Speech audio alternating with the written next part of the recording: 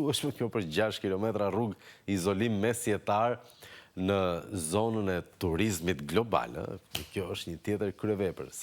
Presupozohet që gjithë të turistët do i shërbej me ullinë që mbjellin këta djem dhe mbi të gjitha se si do t'i gënjejmë këta djem të rinj që t'jetojnë aty dhe mos t'ikin nga vendi i tyre, nga origjina e tyre. Është absolutisht barbare, po fatkeqësisht nuk ndodh vetëm aty. Ne do të marrim vesh që po bëjnë këta baballarët e kombit në Kuvend pas këtij materiali.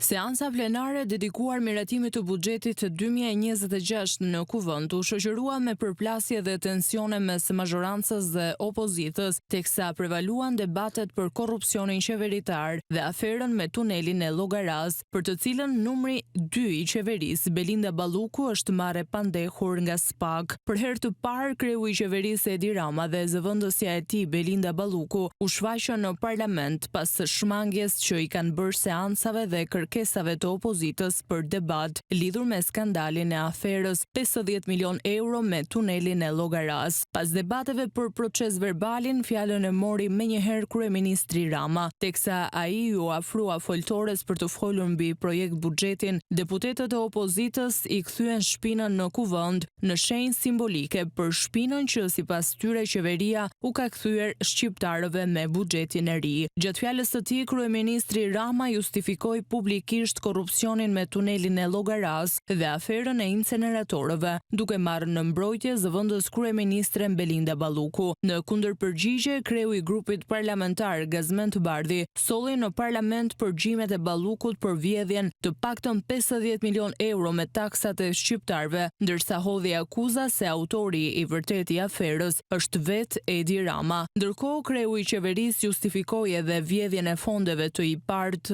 të Bashkimit Evropian në bujqësi, duke habitur me deklaratën e tij se korrupsioni dhe vjedhja ndodh kudo në Bashkimin Evropian dhe se shqiptarët duhet të mësohen me këtë. Opozita e cilëson projekt buxhetin e 2026 të qeverisë si buxhetin e kriminalëve dhe të oligarkëve që lë pa mbështetje qytetarët. Ndërkohë që në nisje të seancës plenare, mazhoranca refuzoi edhe kërkesën e opozitës për mocion me debat për miratimin e minimumit jetik, duke nxitur debate dhe akuza të ndërsjellta. Debate pati edhe për përjashtimin e liderit të opozitës Sali Berisha nga seancat plenare, vetëm se kundërshtoi projekt ligjin e barazisë gjinore, të miratuar me votat e socialistëve në seancën e shkuar.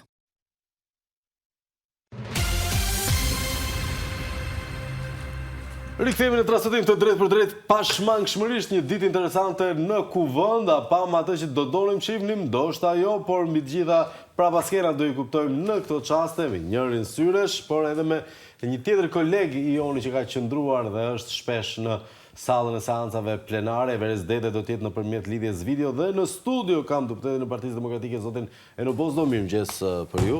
Mirëmëngjes. Mirëmëngjes edhe për kolegun tonë që do të na bashkangjitet pas pak dhe e shoh që më sheh.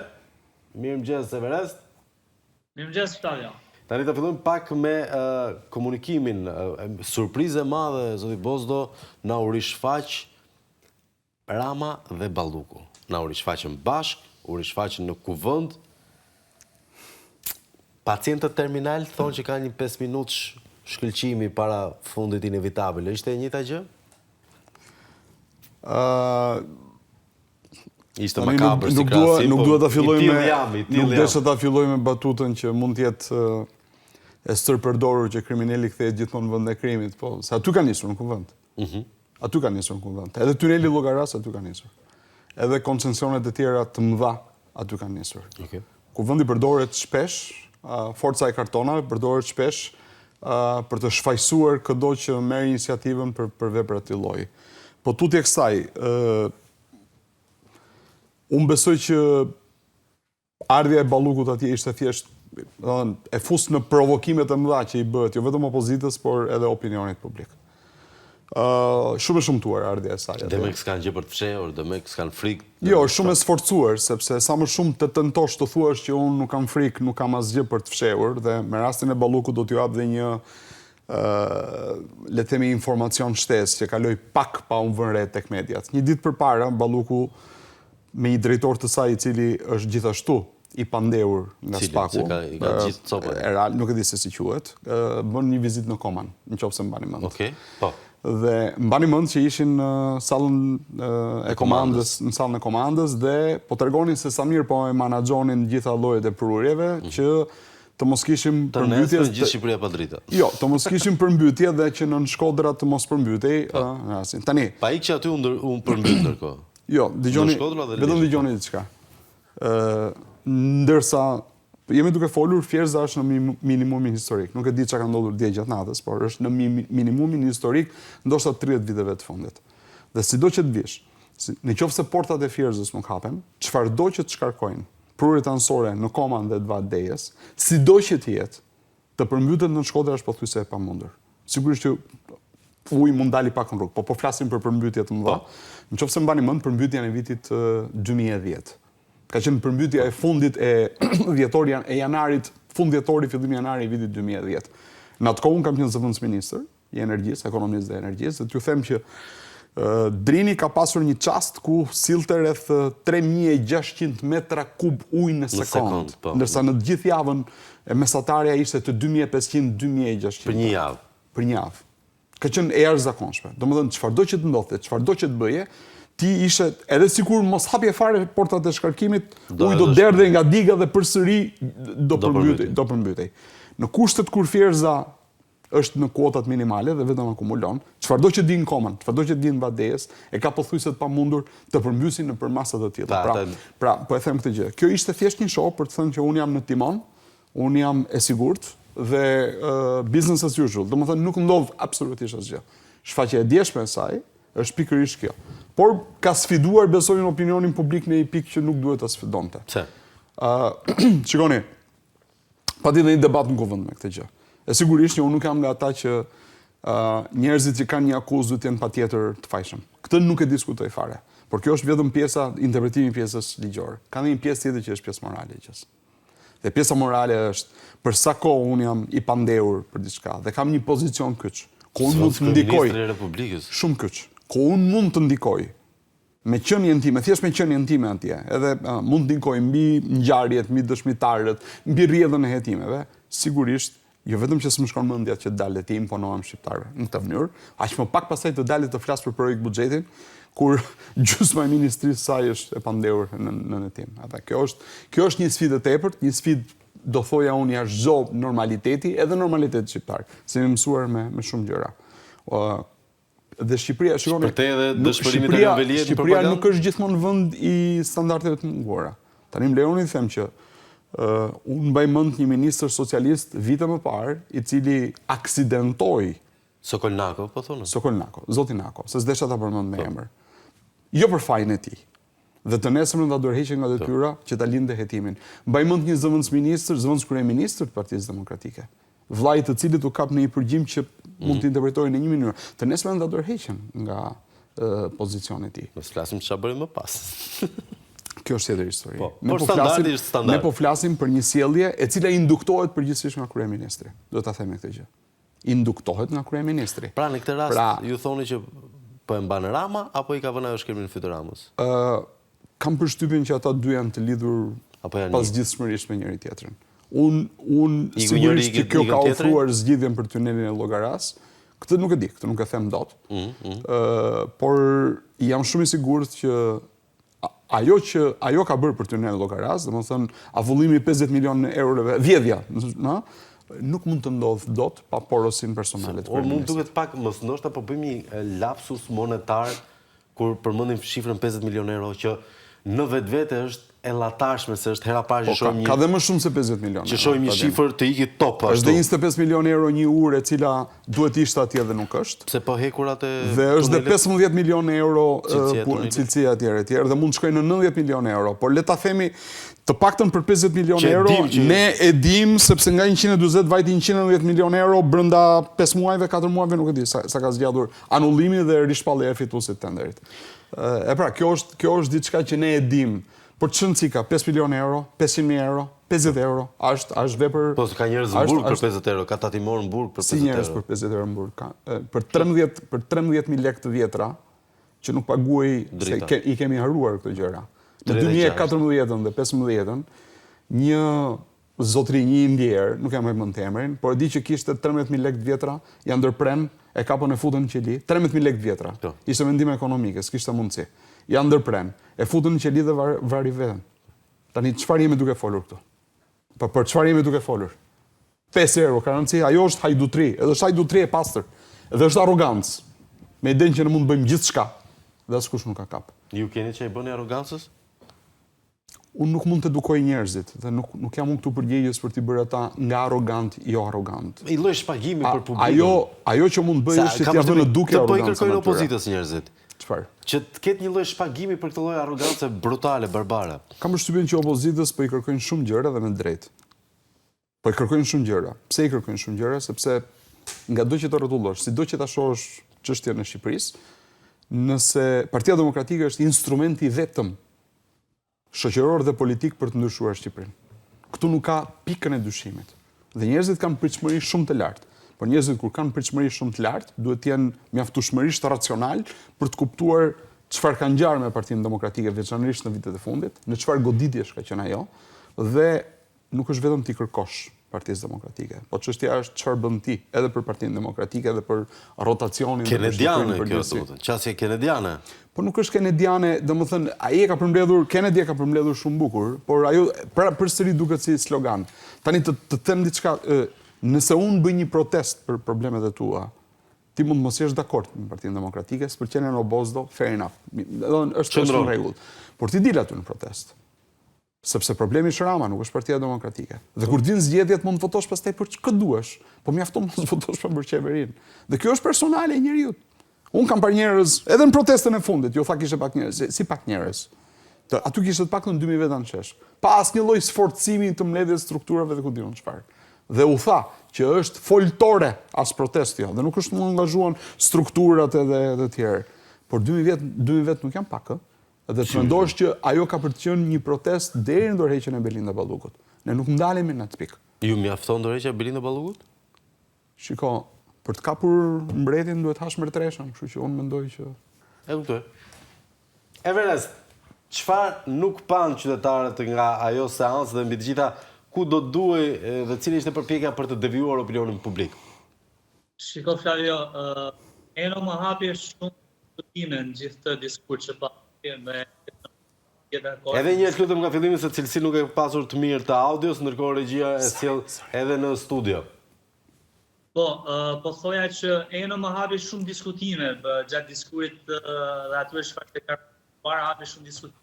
Pjesa më të madhe e tyre bie dakord për disa çështje mund t'i plotësojmë në një debat shëndosh njëri tjetrin. Ajo çfarë do duhet theksohet dhe çfarë është e rëndësishme të paktën ne si gazetar të dojmë në një farë forme ato që nuk thuhen direkt në publik ato çfarë ndodhin në kuvend. Në fakt vjen kuvend kishte disa detaje. E para ishte fakti që kryeministri erdhi i papërgatitur në seancë parlamentare për të prezantuar buxhetin. Pra erdhi me një, po themi, instrument që e ka përdorur në këto 2 muaj e kësaj parlament për të mbyllur parlamentin dhe për të shmangur debatit. E pa qenë kryetërës, kryetarin e kuvendit dhe përfaqësues mazhorancës të cilët e nisën duke provokuar opozitën në mënyrë që të krijohen ato incidente të rreme dhe të mbyllet seanca parlamentare, kur opozita nuk i ra atij grepi, pra kur nuk ra në grackën e kësaj çështje, kryeministri doli dhe foli 31 minuta për sa i përket ligjit më të rëndësishëm, që është ligji financiar, pra buxheti, dhe për më tepër do duhet theksuar ndryshojnë 8 ligjet më të rëndësishme financiare, të cilat sjellin falje dhe sjellin një ristrukturim komplet të jetës ekonomike të vendit. Foli 31 minuta dhe nuk tha asgjë. Sot, Flavio, po të pyesësh se cilin prej qytetarëve, po të pyesësh gazetarët të cilët janë vëmendshëm, po të pyesësh edhe përfaqësues politik të cilët lexojnë dhe njihen me aktet që vinë në parlament, nuk mund të artikulojnë realisht se çfarë përfitojnë qytetarët shqiptar nga buxheti për vitin 2026, por edhe për sa i përket. Që Tauland Balla foli 7 orë për pensionista, për dashuri me pensionista dhe pak duket se sikur do martohej me pensionista. Në një farë forme, pra sot nuk arrin të thot kush realisht se çfarë përfitojnë qytetarët përveç se disa projekteve të cilës 70% shkojnë për Belinda Ballukun, pra 70% e buxhetit shkon për ministrinë e Belinda Ballukut, një e pandehur e cila është SPAK dhe paraqitet në kuvend si engjulli që zbret nga qielli përpara mëkatarëve, dhe mëkatarët janë ata, pra është opozita e cila e ka denoncuar dhe i ka dorëzuar aferat në SPAK. Kjo ishte pasqyra e parlamentit një ditë më parë, po të ndalesh tek fjalimi i Belindës ndahet në dy pjesë. Pjesa e parë ishin paragrafe të marra dhe të lexuara nga Arion Veliaj, po t'i referosh fjalimit të saj që flet për pastërtinë dhe për reformën drejtësi si një arritje e madhe e Partisë Socialiste ndër vite, janë motamo paragrafe të cilat i ka lexuar kryetari i Bashkisë Tiranës dhe sot është në Burg, janë motamo paragrafe të cilat i ka lexuar ministra dhe ish zyrtar lart Partisë Socialiste të cilët sot janë në Burg, dhe pjesa e dytë e fjalimit fatkeqësisht ishin disa paragrafe të cilat një javë më parë i lexoi ajo analfabetja deputete e Qarkut Fierit, të cilat dukshin ishin dhënë copy-paste nga ana e zonjës Balluku. Ajo çfarë do doja të ndalja vetëm pak të tutuar atë çfarë tha Eno. Padyshim që qytetarët shqiptar kanë pritshmëri të lartë tek Partia Demokratike. Fatmirësisht Partia Demokratike ja ka arritur që në këtë muaj të jetë, po themi, dritarja e vetme ku qytetarët shqiptar gjejnë një lloj hapësire, jo vetëm për të informuar realisht mbi atë çfarë ndodh në vendin tonë, por për gjetur edhe një alternativë ndryshe. Po ju marr vetëm një shembull, Flavio, edhe për ekonomi kohe.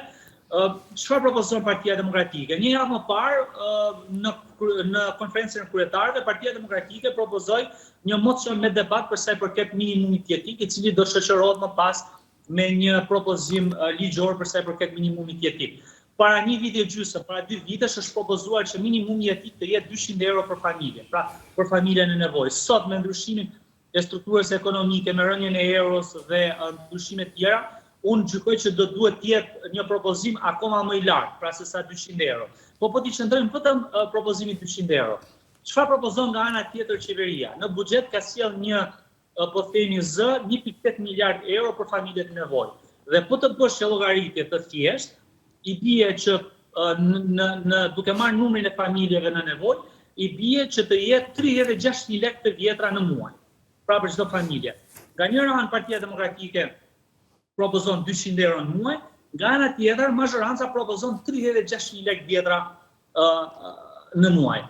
Dhe kjo është një ndër arsyet, do të them unë, që Partia Demokratike realisht me propozimet, me konstruktivitetin, jo vetëm të debateve dhe diskutimeve në jetën publike, pra në foltore, komisionet ekonomike, në media, në parlament, por nga ana tjetër po e shoqëron me nisma reale ligjore, të cilat janë totalisht të arritshme, pra janë propozime të prekshme, janë propozime të cilat mund të përkthehen dhe mund të implementohen, nuk janë futuriste, po themi, për të mos u arritur, në përballje një mazhorance e cila është e veshur totalisht me propagandë dhe me, po themi, një retorik e cila realisht nuk mund të bestohet. E kuptoj. Po t'i referohesh fjalimit të kryeministrit dje në kuvend, tha disa të vërteta, po të cilat nuk mund të justifikohen ashtu siç ai tenton të justifikojë.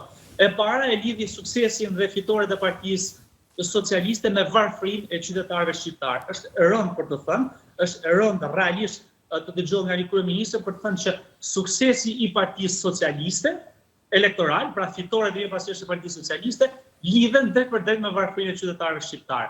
Është pikërisht ajo që është denoncuar. Pranim akuzë. Po Flavio? Është pranim akuzë. Është pranim akuzë dhe është ajo që është thënë, varfëro për të sunduar. Pra, varfëroj qytetarët shqiptar dhe një herë në 4 vite blej, dil në pazar dhe blej gjakun e tyre në mënyrë që ti të sundosh.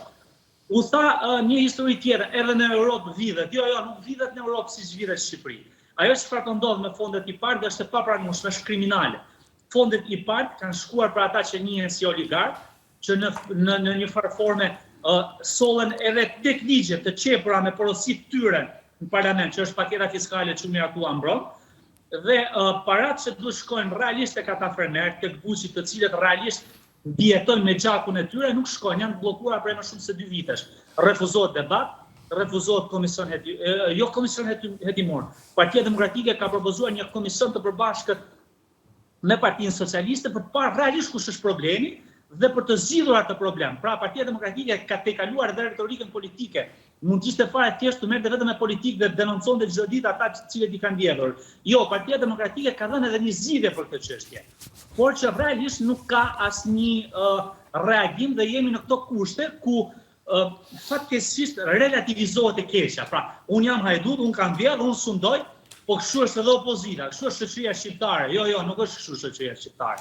Shoqëria shqiptare është shoqëri e cila është varfëruar dhe nëpërmjet varfërisë në një farë forme po tërhiqet zvarr. Por unë flavë realisht e kam shumë sinqert këtë dhe unë e paraqiej që pikërisht ky pushtet i madh, ky abuzim me pushtet do t'i marrë zvarr të gjithë këta qeveritarë. E pa ndje zëvendës kryeministrin, ishte e marrë zvarr nga ajo çfarë po ndodh në sistemin e drejtësisë në raport me dosjet e saj. Unë gjykoj që ajo nuk e ka frikën në një farë forme, pra shqetësimi i saj vetëm nuk është vetëm tuneli i Llogaras. Ajo e di shumë mirë se çfarë dosjesh ka në sistem të drejtësisë në raport me korrupsionin e saj. Janë Tiga 80 milionë euro, është Superstrada Thuman Kashar, e cila është e pakalueshme. Nuk është më një superstradë me standarde europiane, por është një superstradë e cila është shkatruar totalisht. Po ta përshkrosh në makinë, me bëj shpesh sepse unë shkoj tek familjarët e mi, tek prindërit e mi, është autostradë për cilën paguajmë, por që nuk ka standardi minimal të saj. Është shkatruar totalisht me ura të valvitura, me ura të cilat janë shkëputur nga traseja rrugës. E kuptoj. Një sekond, mos e zauro gjithë kuvendin e veres, se do doja të ndalonin pak tek buxheti, i cili për herë të dytë ose të tretë kalon praktikisht pa diskutim publik, pa diskutim parlamentar. Flavio, mund të them vetëm diçka me që jam këtu dhe pastaj të rikthehemi, lutem, nëse është e mundur. Patjetër. Ajo çfarë është e rëndësishme realisht sot për SPAK-un, dhe këtë e kam shumë sinqert, është e para një herë do duhet që të ketë të gjithë këto aferat të shoqërohen realisht me po themi hetim financiar. Altin Dumani në Komisionin e Ligjeve kur ishte në kuvend, tha që është një direktivë pra shtullëzimi i Bashkimit Evropian që hetimet penale të shoqërohen me hetime pasurore. Dhe do duhet realisht që të gjitha këto aferat në SPAK të shoqërohen me hetime pasurore. Pse të shoqërohen me hetime pasurore? Sepse sot figura publike, fatkeqësisht edhe gazetarë, media janë kthyer në avokatër të këtyre korrupsioneve, duke shpifur, duke sulmuar individualisht përfaqësues të opozitës, duke shpik lajme për opozitën në mënyrë që të bëjnë një zallamahi në trurin e qytetarëve shqiptar. Pra, marrin para, paguhen me para të këtij korrupsioni dhe dalin dhe bëjnë opinionistin dhe tentojnë të bindin opinionin publik se sot fatkeqësia e këtij vendi janë ta njerëz të lirë të cilët jetojnë të ndershëm, janë qytetarë shqiptarë të cilët jetojnë të ndershëm, është opozita shqiptare e cila ka 13 vite që është larguar nga pushteti dhe sot tentohet të paraqitet si problematika kryesore për atë çfarë ndodh në jetën ekonomike dhe politike të vendit tonë, pra në afera galopante korruptive.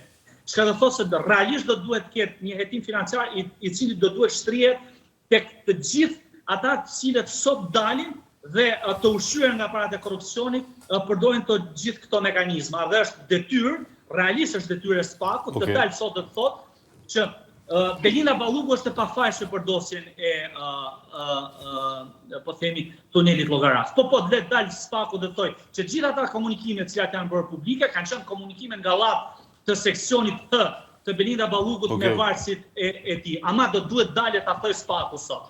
Dhe jo të zvarris dosje, të jap edhe ushqim të korruptuarve dhe dalin dhe të bëjnë angelin përpara qytetarëve shqiptar. Edhe ca ushqim mediave që i kanë aty në dispozicion.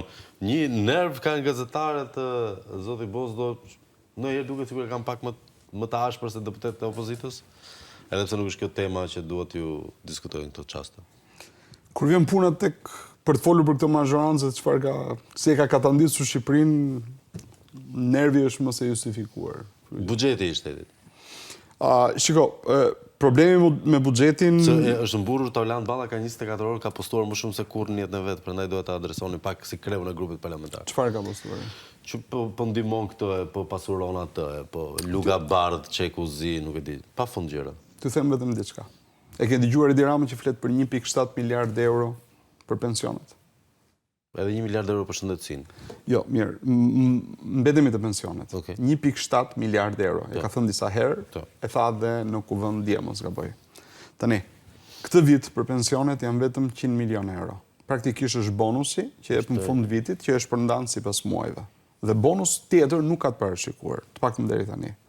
Vitin tjetër, se buxheti ju e din që ka një dokument që quhet PBA, planifikimi i buxhetit afatmesëm, i cili është 3 vjeçar, është dokument ligjor dhe parashikon se si këtë vit ka 100 milion euro. Vitin tjetër ka prapë 100 milion euro, sipas PBA-s që ai vetë ka miratuar. Pa indeksim fare? Prisi.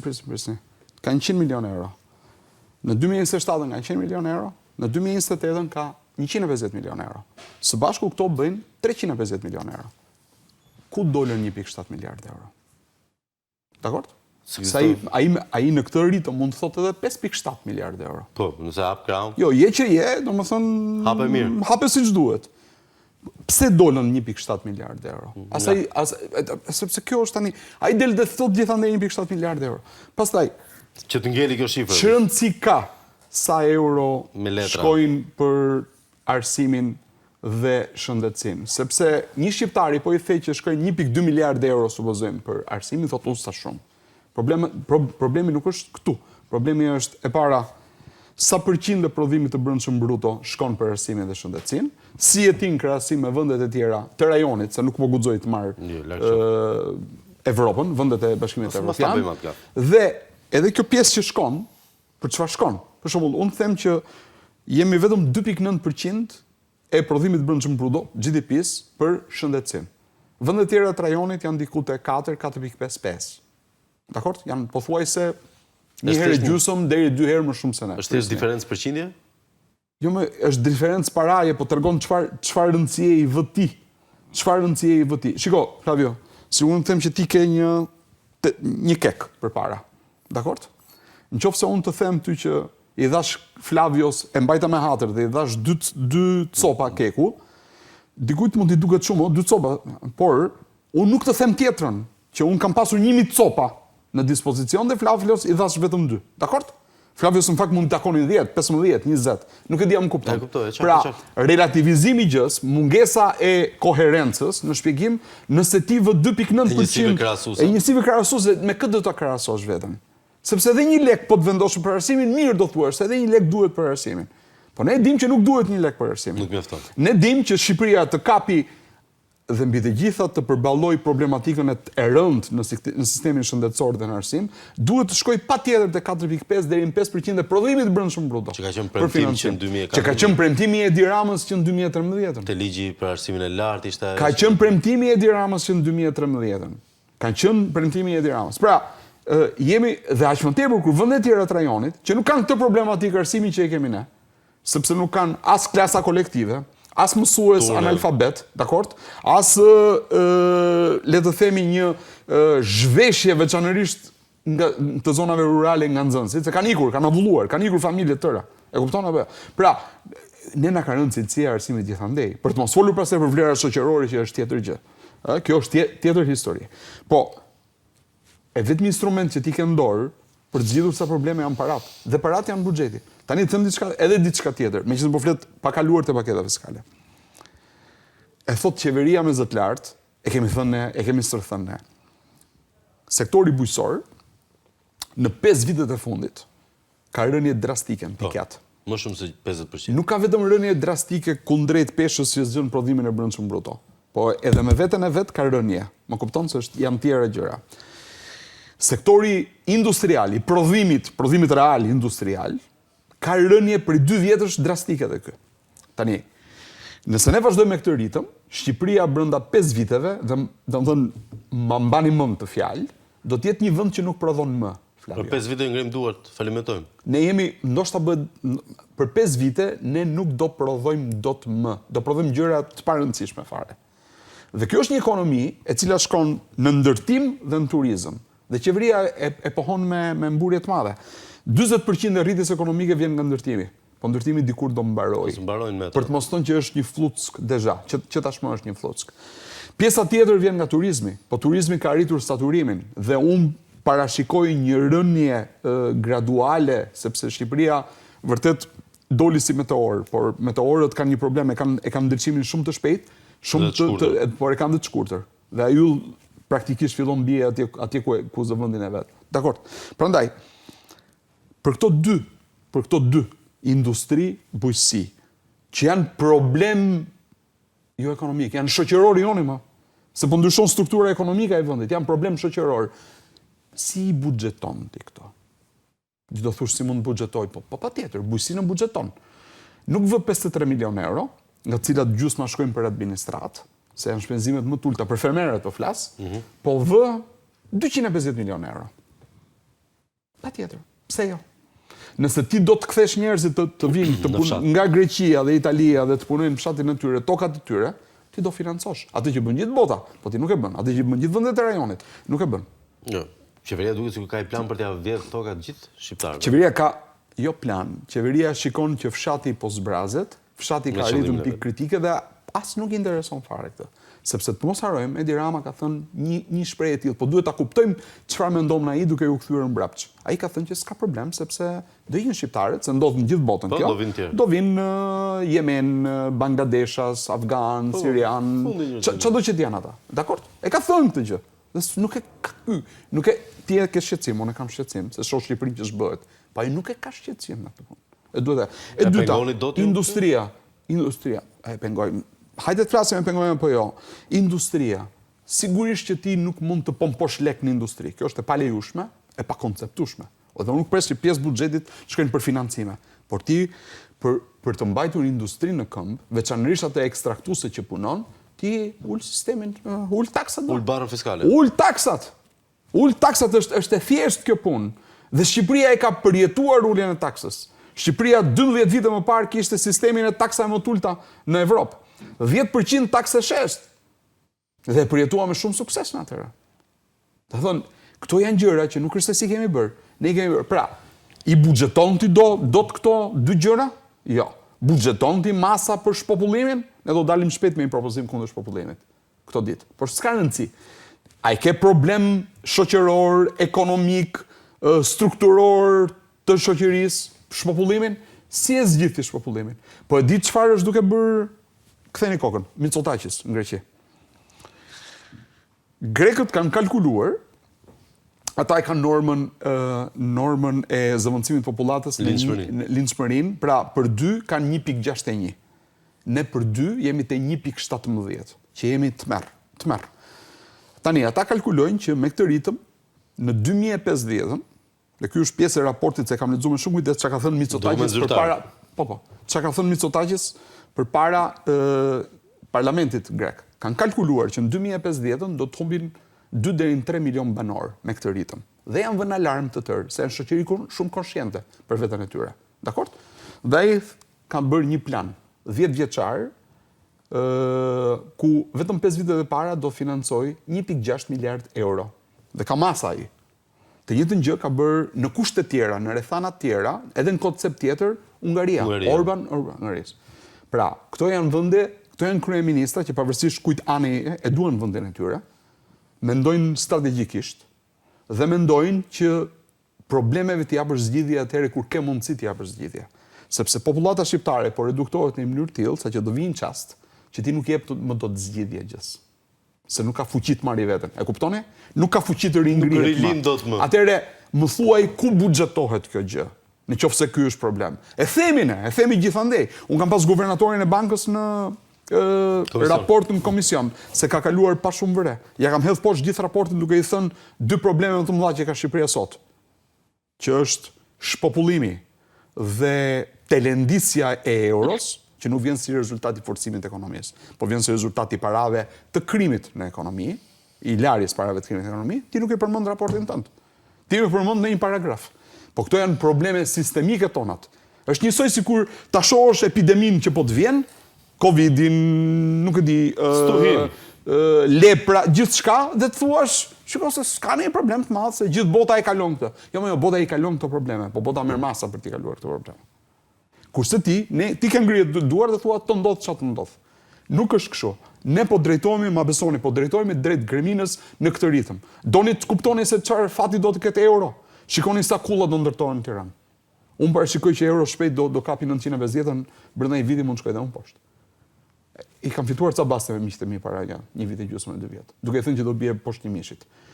Rënja e euros është në korrelacion të drejtë për drejtë me sipërfaqet e ndërtimit në Tiranë dhe gjithë Shqipërinë. Është në korrelacion, nuk është funksion, është korrelacion. Rritet njëra, bie tjetra. Kaq e thjeshtë është kjo punë. Kështu që tani nuk po flas ende për paketën fiskale, se kam 2 fjalë për të thënë, po ndoshta Everesti do fjalën për të bërë një ndërhyrje, por do m'japësh dhe kohën të flas 2 gjëra për paketën fiskale dhe të them pse e kemi kundërshtuar dhe kush janë rrezikshmëritë e kësaj gjëje. Dedaj? Ka shumë thjesht për atë çfarë tha Eno. Nuk e thot Eno, pra ekskluzivisht apo Partia Demokratike që shpopullim është plaga më e madhe që po përjeton Shqipëria në vitet e fundit. E thonë shifra zyrtare dhe raportet të ndërkombëtare. Dhe është mirë të referohemi për të parë se sa i ndershëm është ky buxhet dhe se sa drejt ndahet. Është mirë të referohemi disa treguesve konkret. Unë nuk jam ekonomist, por i lexoj. Kush është zona ose kush është pjesa më e madhe që po shpopullohet, pra më e prekur nga shpopullimi, është veriu i Shqipërisë. Dhe do duhet theksuar se veriu i Shqipërisë nuk është se nuk kontribon në ekonominë e vendit. Ka turizëm malor, ka turizëm bregdetar, ka minjera, Shkodra, në një farë forme Pika Moriçani dhe Hani Hodit janë 2 centrale që lidhin Shqipërinë me Europën, pra nëpërmjet malit zi Kroacisë më pas shpërndahet në gjithë perëndimin. Dhe kush janë problematikat kryesore? Televizioni Shqyri dhe çdo media tjetër raportojnë në 8 muaj është një kaos i paparë në krye Pezhës dhe në superstradën Milot Pezhë. Është një kaos i paparë në trafik ku e përshkruan 1 kilometër me orë të tëra për sa i përket hyrjes Shkodrës dhe shpërndarjes siç thash Anë Hodit dhe Moriçan. Ka zero para. Ka zero para për hyrjen e këtyre po themi nyjeve kryesore që lidhin veriun. Nga ana tjetër ka zero. Më lejo të jap një lajm të fundit, argjinatura famkeqe në Tale dhe Zemen në Çar. Me qënë përmende Talen, Flavio, ka vetëm një projekt, Flavio. Është zgjerimi i rrugës nga superstrada që lidh Lezhën me Talen, ka vetëm një projekt për zgjerimin e asaj rruge dhe ta garantojmë pse është ky projekt, sepse shumë shpejt në bregun e Tales do të jetë pasuri publike që do i jepet oligarkëve. Pra, po e bëjmë një po themi bazë publike, nëse shumë shpejt nuk do të dalë një investim strategjik në atë zonë ku një oligark i radhës do të marrë atë tokë, prandaj po bëhet ajo rrugë. Ndërsa përsa i përket gjithë çështjeve tjera dhe zonave tjera, Kurbinit, Mirditës, Kuksit, Lezhës, ka zero projekte, Flavio, ka zero projekte. Dhe të gjitha ato zona, siç e thash, kontribuojnë drejt për drejt në ekonomi, nëpërmjet turizmit, por edhe nëpërmjet pasurive nëntoksore, siç janë minjerat, kryesisht në zonën e Mirditës dhe Kuksit. Ka zero projekte. Qytetarët mirditor po protestojnë prej 2 vitesh për një rrugë e cila është shumë pak kilometra, e cila lidh qytetin e Rreshenit me Klosin dhe më pas me Burregjin. Është infrastrukturë totalisht e shkatruar, ka zero para, ndryshe nga sa kur ata protestuan u tha nga përfaqësuesit politik të mazhorancës së asaj zone. Pra, për të bërë gjithë atë që Eno e parashtroi me shifra konkrete, realisht shpobullimi është plaga më e madhe, por ka zero masa qeverisë të marrë të drejtim. Për të kaluar pak tek pagat dhe pensionet, Flavio, e din qytetarët shqiptarë stash të rritja më e madhe, po të marrin sot të rritje më të madhe, siç parashikohet në buxhetin e 2026-s për pension. Është vetëm 30 lek të reja në ditë, ose thënë me lek, po themi, siç ne e përdorim në jetën e përditshme dhe për ta kuptuar qytetarët. 300 lek të vjetra, janë 2 panine, ose për të thënë çereku një buke në ditë. Çfarë mund t'i kontriboj ekonomisë një pensionisti kjo rritje e pensioneve? Zero, pra gjithçka tjetër është propagandë. Flasim e 50 milionëshe, flasim e 100 milionëshe, themi buxheti më i madh në histori, pra ja u bëjmë kokën qytetarëve shqiptarë një mishmash të vërtet, për të në fund fare për të mos kuptuar dhe për të mos memorizuar asgjë. E vërteta është që qytetarët nuk prekin asgjë nga ky buxhet. Pra nuk ka asnjë rritje drejt për drejt për qytetarët dhe në përmirësimin e jetës tyre. Nga ana tjetër nuk ka projekte infrastrukturore dhe parashikohen vetëm projekte të cilat shkojnë për oligarkët dhe projekte korruptive. Me që jemi në veri, e vetmja çështje që parashikohet në buxhetin e 2026-s është vendosja një trau tjetër pagese rruge, që do jetë nga Thumana deri në Milot. Pra, për të ardhur një qytetar i Veriut në Tiranë, do duhet paguaj 3 herë.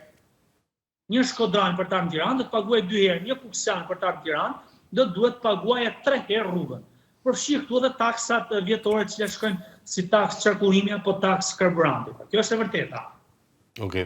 Faleminderit Everest. Ndërkohë Bozo për paketën fiskale? Atëherë, e para një herë nuk ka ndodhur herë që paketa fiskale mua personalisht, që jam dhe nën kryetari i Komisionit të Ekonomisë, që është Komisioni i Përgjegjës, më ka ardhur ditën e premte.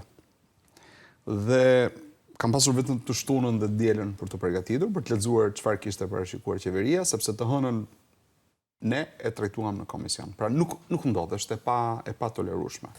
E dyta, tutje faktit që qeveria u përpoq, ministri u përpoq, thoshte që se nuk ka efekte, nuk kemi efekte fiskale, nuk është e komplikuar, ka shumë efekte. Po i ka të gjitha të fshehura dhe i ka një pjesë tyre shumë të rrezikshme. 2 janë projektligjet kryesore. Projektligji i faljeve dhe ai i paqes fiskale. Se njerëzit i ngatrohen me njëri tjetrin. Po i bie shumë shkurt. Është më keq se është perceptimi, domethënë. Po, është më keq, do them se. Dhe bie shkurt dhe koncis, me fjalë thjeshta. Te projektligji i faljeve falen rreth 2 miliard euro detyrime shtetit, nga cilat 1 miliard janë principal, sipas periudhave të akumuluara, pra borxhet e bizneseve në tatime dhe dogane. Borxhet është 1 miliard principali i pastër. Janë borxhe, jo gjoba. Janë të gjitha bashkë. Okej. Por borxhi është 1 miliard dhe 1 miliard janë gjoba, kamatvonesa e gjithë. Pra, efekti është 2 miliard. Dakor? Pyetjes time, dhe vetë time, Jorida Tabaku bëri të njëjtën pyetje. I thash, a mund të na sillni një listë? Më tha janë 200.000 biznese. Dakor, janë 200.000 biznese, nga cilat 120 tashmë janë të mbyllur. Po i thash, unë nuk dua listë 200.000. Unë dua më rendisni 10 kryesorët. 500 kryesorët. Jo 10, jo. I kërkova 500 kryesorët. Për të kuptuar kush janë dhe sa përfitojnë. Po. Më thanë që futën bizneset atij deputetit që gjasme nuk votoi se ishte në konflikt interesi. Pra, që falis. Është thjesht janë vullnetësia. Po. Tani i thash kush përfiton nga kjo gjë? Kush përfiton nga kjo gjë? Se duhet ta dim. Tani ti fal një sasi të jashtëzakonshme. Llatar. Ore, duhet ta dim ne shqiptarët kush përfiton? Jo, tha nuk e kemi. Mirë, dakord, ju nuk e keni. E dyta, a mjepti si ministri i kërkova garancit që ju keni bërë ç'është e mundur për administrata tatimore, doganore, ka bërë ç'është e mundur për ta mbledhur këtë borxh, por nuk e ka të mundur për ta mbledhur borxhin. Se ka dhe një pjesë borxhi që quhet borxhi i keq, dakor? Po, patjetër. Në ky duhet pastrohet. Njerëzit kanë ikur, kanë vdekur, është e pamundur, pra kosto e mbledhjes borxhit është më e madhe se borxhi vet. Dhe këtë e bëjnë që të gjitha administratat, jo vetëm shqiptare. Tha kemi bërë ç'është e mundur. I thash, si është e mundur që në raportin e kontrollit lartë shtetit për 2024, për vitin 2024, që unë kisha kaluar vetëm përpara 3 javësh në komision, thuhet që administratat tatimore dhe doganore nuk ka bërë pothuajse asgjë për ta mbledhur këtë borxh. Biletet një shifër Flavio shumë e tmerrshme, që ka kaluar pa u vënë re, siç kalojnë gjërat këtu. Kontrolli i lartë i shtetit thotë që në 2023, pra gjatë vitit 2023, borxhi akumuluar në tatime u rit me 400 milion euro. Mendojnë çik çfarë ka ndodhur në 2023. Çka ka qenë në 2023? Zgjedhje lokale. Bravo. 400 milion euro, borxhi akumuluar, si asnjëherë tjetër. E kuptoni për çfarë jemi duke folur? Dhe po dëgjuam nga përgjimet e mbaron dhe kjo punë. Pra mbaron dhe kjo punë. Pra se çfarë kanë falur, ë? Pastaj i thash tani një pyetje tjetër kam për ju. Nëse Eno Bozdo ka 2 kompani. Se ju s'dini kush i ka përfituar, supozojmë që është kështu. Jeni në mirë besim. Por duhet bëni ca hetime. Eno Bozdo ka 2 kompani. Kompania A që ka detyrime ndaj doganës ose tatime o 2 bashkë. Ka dhe kompani B, nga e cila merr para, fiton tendera publike etj etj. Ti fal kompaninë A, po. Po si është e mundur që ti ja fal këtë dhe ky merr lekët e mia prap? Pra nuk duhen të përjashtohen këta nga falja. Ti nuk mund të kesh një dorë në kadejfi, një dorë ka baklava. Ti s'mund të kesh 2. Dakor?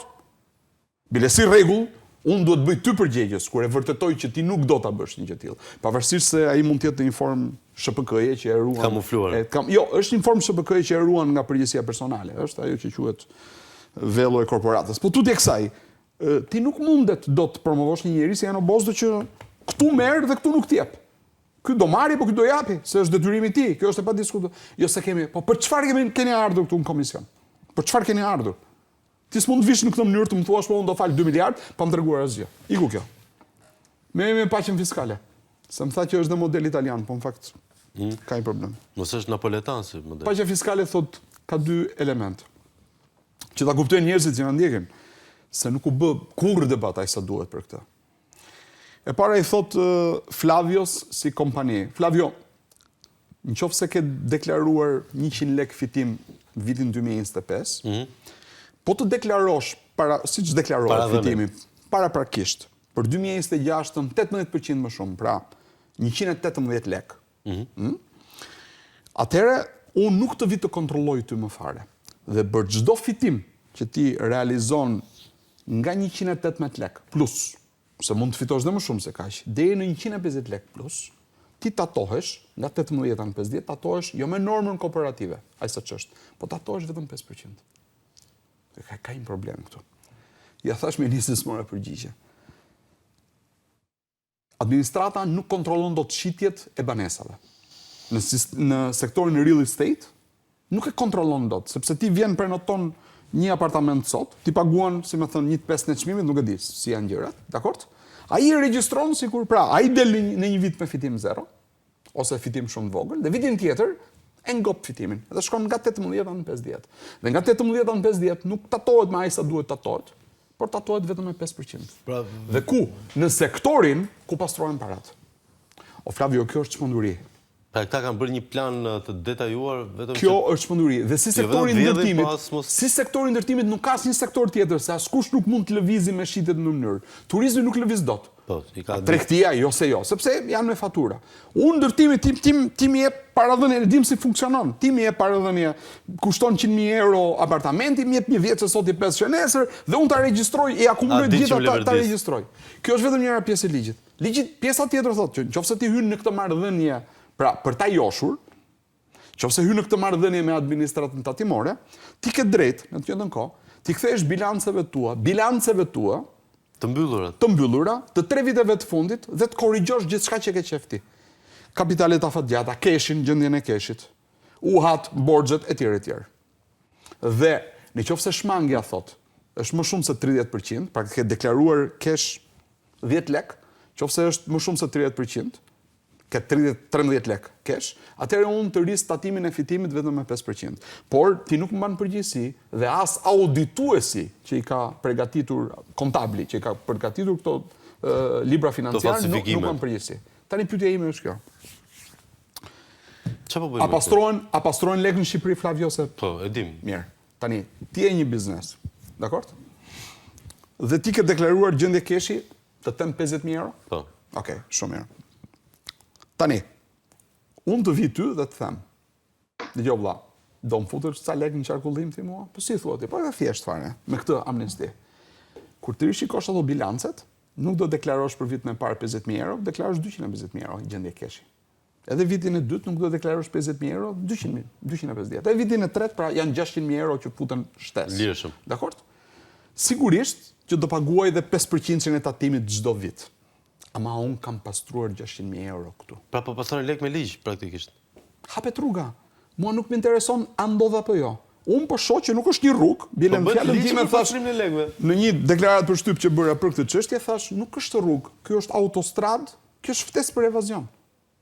Tani edhe unë që se kam në mendje do filloj ta mendoj çfarë mund të bëj për të gjetur. Po si mundet? Aty mund të shuan UA, mund të shuan borxhe. Kam deklaruar që Flavio më ka borxh 1 milion euro. Tani mund të them që Flavio më ka 3 milion euro borxh. E Flavio detyrohet me. Domethënë, si është e mundur gjë të tillë? Unë e kuptoj se jo, më thanë e kisha relacion që ky është modeli italian. Po, modeli italian është. Po Italia është komplet tjetër, është planet tjetër kur vjen puna te forca e ligjit dhe forca e institucioneve. Me pastrimi parave. Është tjetër histori Italia. Italia nuk e ka bërë këtë falje në vitet 70-ore. Kur gëllonte mafia dhe kur edhe aty kishte probleme reale. Këtë falje e kanë bërë vitin, mos gaboj, 2008-2009, një dekret që paçe fiskale që e quajnë ata etj. Pra, a mundet që këto janë element shumë të rëndësishëm për shoqërinë dhe tjetra, çdo amnesti, sa herë që bëhet, ka i debat gjithmonë në çdo vend botës. Po sigurisht. Sa bias është për moralin që fut. Sa e lëviz standardin. Sepse për një nga këta, për çdo njëri nga këta që ka evaduar, që ka gënjur shtetin tekse, janë 10 të tjerë që kanë paguar, Flavio. Janë 10 të tjerë që kanë paguar. Tani, çfarë i thua atyre të 10 tjerëve? Shiko, e ditë çka, futini një mendje të qetë për 4-5 vitet e tjera dhe ju, bëni si ky, se do vi amnistia e radhës dhe do ta kaloni kollaj. A ka sens kjo punë? E diti që njerëzit, nuk harroj, në komisionin tim e deputeti Flamur Hoxha, i Partisë Demokratike, dhe ngritin që shërë, tha, unë kam qenë biznesmen, dhe unë kam lënë pronat e familjes time, kolateral, për të shluar shtetin. Dhe i ka shumë biznesmen të ndershëm që kanë bërë gjithë tillë. Po si, çfarë morali i thua ti këtyre njerëzve? E pra, kjo është problemi i madh. A meriton kjo një diskutim? Ore, qoftë diskutim, qoftë të mbledhim dhomat e tërkistit. Ore, si e mendoni këtë gjë? Ka ardhur koha ta bëjmë? A mund ta bëjmë? A mund të ketë një element që do doja të ndaloja një sekond vetëm pikërisht te kjo me Everestin. Everest duket sikur nga ana e qeverisë ka një përpjekje spektakolare për të budallallopsur plotësisht shoqërinë shqiptare. Nuk ka më diskutime për buxhetin, nuk ka diskutime ekonomike, nuk ka shifra dhe gjithçka transmetohet në 2-3 slogane, paqe fiskale, amnisti, falje, gjëra që në terma konkret dhe në përfitues real ne nuk arrim dot t'i perceptojmë. A është strategji apo është fryma dhe thjesht pasojë e grupit njerëzve, se nuk besoj se një pjesë e madhe e deputetëve të majoritës si kupton këto gjëra. Duket në opinion publik kur opozita thotë që po i ngushtohen hapësirat parlamentare, po i refuzohen apo po i mohon instrumentat të cilat ja jep kushtetuta, qytetarët e perceptojnë, ose të paktën nga ata që ne diskutojmë, e perceptojnë si një debat shterë, po si justifikim. Por në fakt, kur shohim në një projekt afatgjat, është një problem real. E tha Eno, ka ndodhur të ndryshosh 8 ligjet më të rëndësishme financiare, i sillen kuvendit në vetëm 24 orë. Dhe duhet theksuar, është hera parë, unë jam nga 2008 që ndjek parlamentin, është hera parë në kaq vite, por ata që kanë eksperiencë më të madhe shumë thënë që post komunizmit, që të vi paketa fiskale dhe të diskutohet vetëm 6 orë. 6 orë të vetme, pra 24 orë ka qëndruar në kuvend, është diskutuar vetëm 6 orë në 2 komisione. Pra nuk e ka bërë edhe xhiron e duhur që duhet kalojnë në gjitha komisionet parlamentare. Janë 13 komisione parlamentare dhe duhet i kishte prek me debate të 13 komisionet parlamentare në mënyrë që të jetë një projekt ligji i diskutuar mirë, i debatuar mirë dhe më pas pse jo, më le të ketë falje. Pra, nuk duhet të jetë opozita të jetë kundër faljeve, po të jetë e mirë rregulluar e çështje. E di çfarë do thotë të rezultojë ajo çfarë thotë Eno, që të jetë një autostradë pastrimit parave, është ai ligji i famshëm i Bashkimit Evropian që solli falje për qytetarët shqiptarë të cilët jetonin jashtë vendit. Në farë forme po japet rruga e saj, pastrohen parat e pista, parat e krimit organizuar, parat e korrupsionit nëpërmjet disa, nëse mundi quajmë brokera, të cilat paraqiten si biznesmen, të fusin parat pista në sistem. E gjitha kjo është, dhe kjo kalon pa debat, pra është totalisht po themi një strategji e mazhorancës për të kaluar këto projekt ligje pa debat, për të vrarë debatin, për të vrarë opinionin publik me pallavra, pra për të fryrë kokën, dhe më pas për të arritur atë çfarë Eno e tha dhe çfarë dje u denoncua nga ana e opozitës në parlament. Shto dhe do ta përmend, shto edhe këtu. Pa një sekond, sa t'rregullohet video, tutem. Po, më dëgjon Flavio? Po.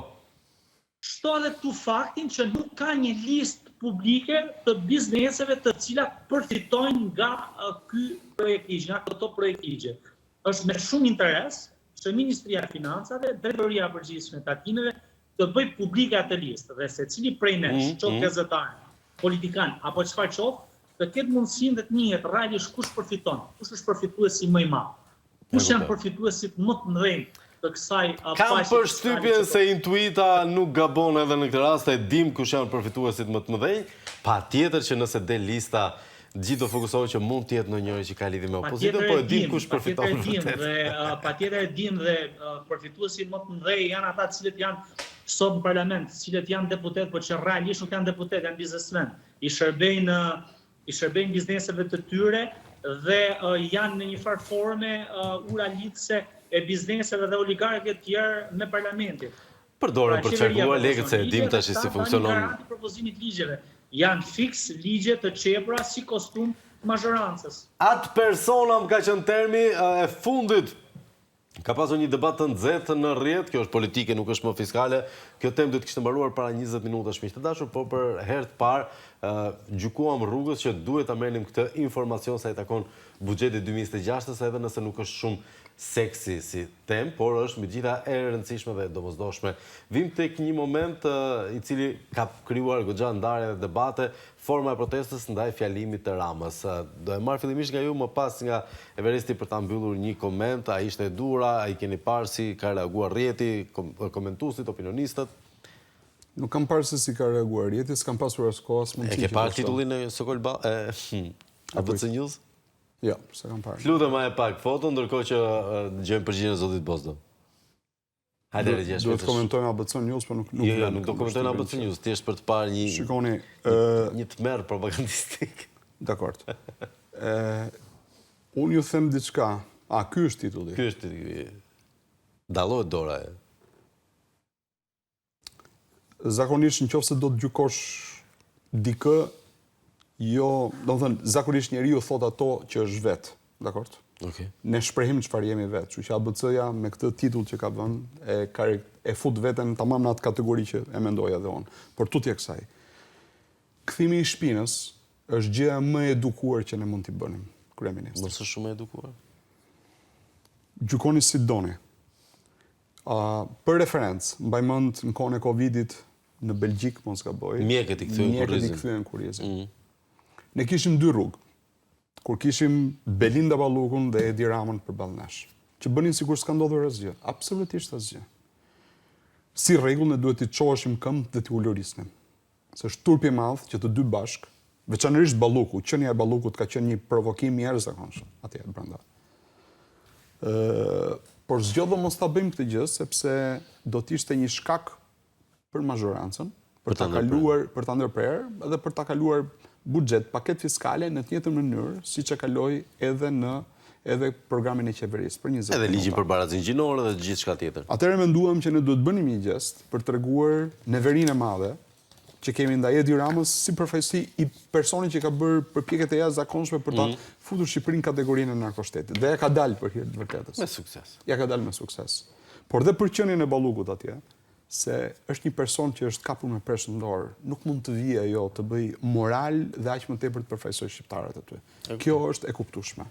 Dhe unë besoj që kthimi i shpinës është një gjest shumë domethënës për të treguar që ne nuk jemi as pak dakord dhe ju refuzojmë, ju përbuzim madje për atë çka ju përfaqësoni. Pastaj se çfarë thotë rrjeti, se si intereson, por ditë të them diçka. E fundit. Everesti mund të më pohoj nëse Rama e humbi tërësisht dhe ka qenë fjalimi më i dobët i Ramës. I humbi gjua, i humbi batuta, u përpëlit dhe u përpëlit në kërkim të një, le të themi, dalje nga situata, se priset që ne të bënim të kundërtën. Fjalimi ka qenë shumë i dobët dhe unë besoj që e kemi dhënë gjithë neverinë që ndjenim nga ajo situatë, e kemi shprehur me gestin tonë. Dede, për ta mbyllur pak sekonda. Erdhi me strategjin për të dështuar parlamentin, pra për të shmangur debatit. Unë jam nga ata që justifikoj çdo sjellje dhe çdo formë proteste të opozitës në raport me mazhorancën. Ajo çfarë është më rëndësishme është kjo qeveri ka kthyer shpinën shqiptarëve dhe i ka braktisur shqiptarët. I ka braktisur shqiptarët e gjuan pjesën e fundit e verës. Tentojnë të tallen me opozitën. Okej, faleminderit shumë Dede, faleminderit shumë Bozdo. Miq të dashur, e mbyllim këtu, e dim pak se do kemi edhe më pak lek për 2026-ën, po do jemi të qetë, do jemi në paqe. Bashkë shihemi nesër, deri atëherë, kujdes shiun, kujdes.